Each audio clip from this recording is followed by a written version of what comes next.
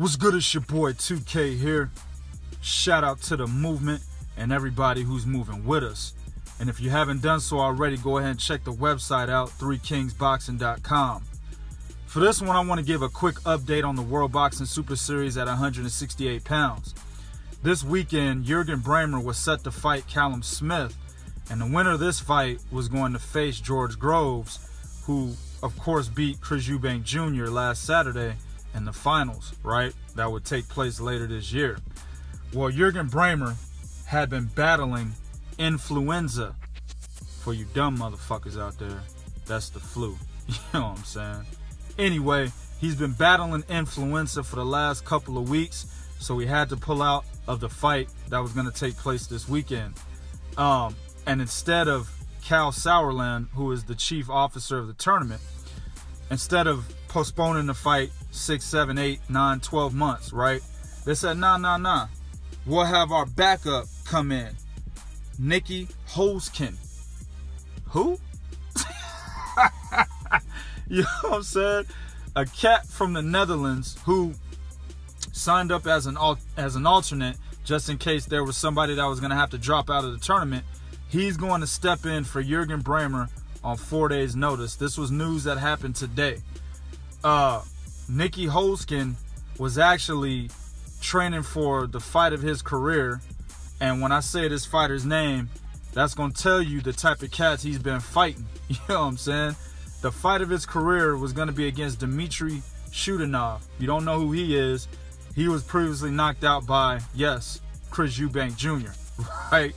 Now, if you look at Holzken, his box rec, he has knocked out 10 of 13 fighters. You know what I'm saying? And he's fought primarily in the Netherlands.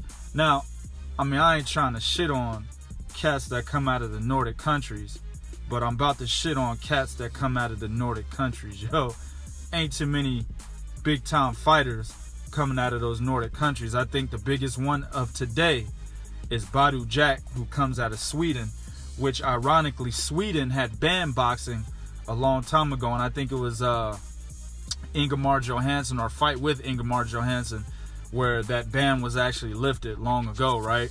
But I think the majority of those Nordic countries were banning boxing at one time, and I think today the only one that bans it is Norway still, right?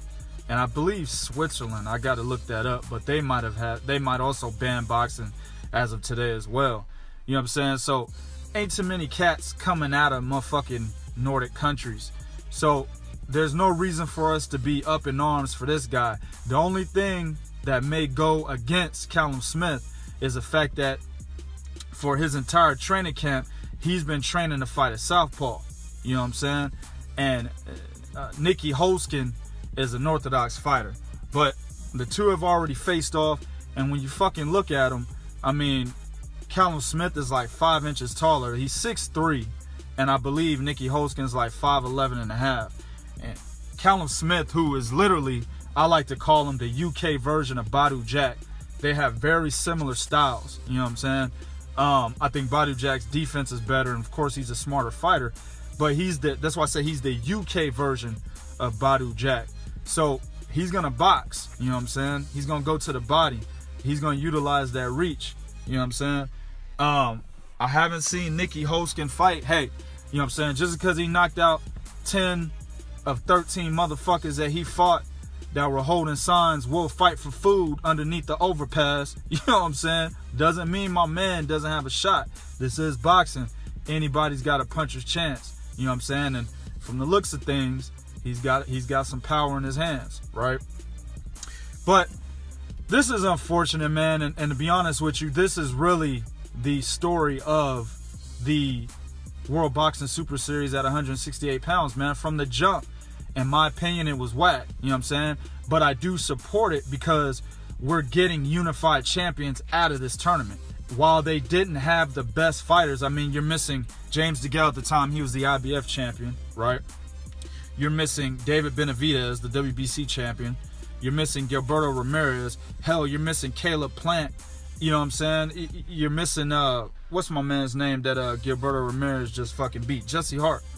You're missing all these good fighters that are in, or at least, let me say this. You're missing some top quality fighters within the 168-pound division, and you pretty much went and got a lot of the C and B- level fighters to make up the fucking tournament. You know what I'm saying? Anvi Yildirim, nobody knew who the fuck he was. The nigga, the biggest win on his resume was probably beating Marco Antonio Parabin, and then behind that, a 48 or 46-year-old Glenn Johnson. Eric Skoglund, nobody knew who he was. You know what I'm saying? Just some undefeated UK domestic fighter, right? So this tournament really wasn't that good. Rob Brandt was moving up from 160. Even though I thought he was going to do better than what he actually did, he was still a virtually unknown fighter. When you have these type of tournaments within the division, you want to try to get the best fighters. One of the reasons why they're not having a tournament at 160 pounds is because they can't get Gennady Golovkin and Canelo to enter the tournament. They should have probably done the same shit here. Once they couldn't get Benavidez, DeGale, or Gilberto Ramirez, they should have said, fuck it, we good. Or they could have tried to get a lot of the highly touted prospects. You know, these guys aren't even highly touted prospects. You know what I'm saying? Some of these guys aren't. You know what I'm saying? Yildirim and Skoglund, for example. You know, Juergen Braehmer moved down from 175 after he held the WBA title hostage for 6 title defenses, finally losing it to fucking Nathan Cleverly. You know what I'm saying? A guy that I don't think very highly of, right? And neither does Sergey Kovalev. You know what I'm saying? So, I mean, in my opinion, while I do support having tournaments in divisions, right? Divisional tournaments to see who's the best fighter in the division. This particular tournament doesn't yield that. We don't get to see who the best fighter at 168 is when there's a winner of this particular tournament. In my opinion, I thought Callum Smith was going to beat Juergen Braehmer, even though Juergen Braehmer had an excellent showing against Rob Brandt. But I thought that Callum Smith was just good enough to be able to beat Juergen Braehmer. And I also think he's going to give George Grove problems, right? With this entry of Nieky, what is his name? I done forgot the motherfucker's name now. Nieky Holzken. You know what I'm saying? With the entrance of him only 4 days out, I'm about 98% sure that Callum Smith beats this guy.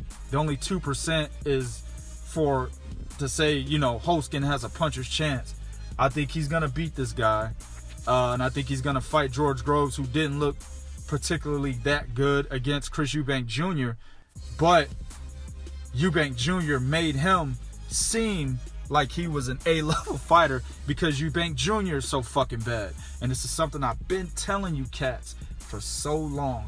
Chris Eubank Jr. is not an elite fighter.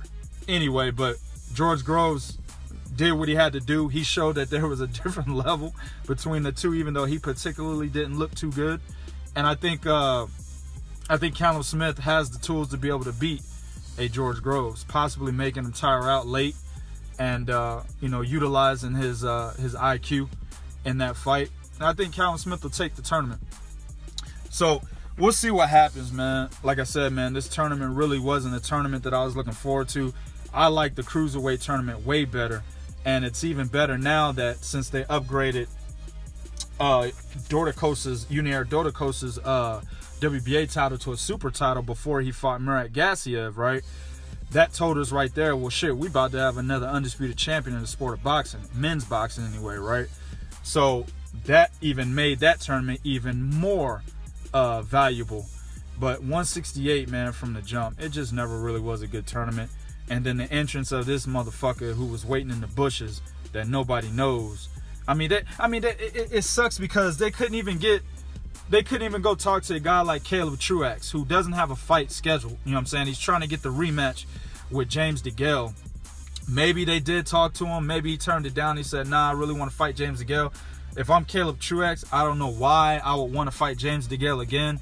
You squeaked by with a majority decision. You got the belt. It was a dream come true.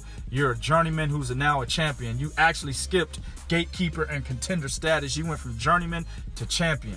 Now move on. And this could have been a good opportunity for Caleb Truax to enter the tournament. David Benavidez, I know he just fought. and Zerto had just fought, so they're probably off the table. And I know Cal Sauerland didn't want to postpone this fight. He wanted the fight to go on February 24th. And it was just not enough time for those guys to even enter the tournament, just coming off fights, right? So I don't know, man. It is what it is. But like I said, the entry of this new guy from, you know, the Netherlands, you know what I'm saying? No disrespect to my mans. He might prove me wrong going there and knock Callum Smith out, but I highly doubt it.